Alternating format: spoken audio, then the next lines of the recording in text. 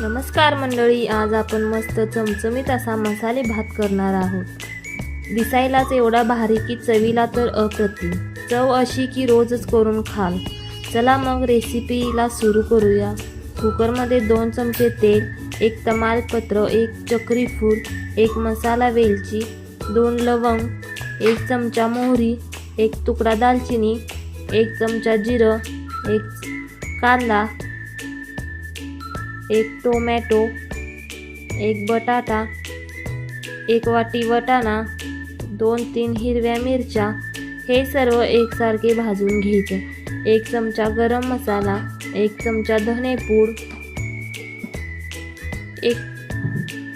1 चमचा लाल तिखट व स्वच्छ धुवून घेतलेला तांदूळ कुकरमध्ये टाकून घ्यायचा। एकसारखा मसाल्यामध्ये मिक्स करून घ्यायचं व पाणी टाकून वरून भरपूर अशी कोथिंबीर घालायची।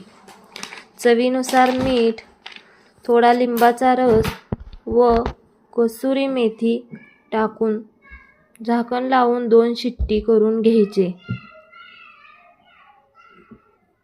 तयार आहे मस्त चमचमीत असा मसाले भात। माझ्या नवरोबाला ना मसाले भातासोबत जिलेबी लागतेच।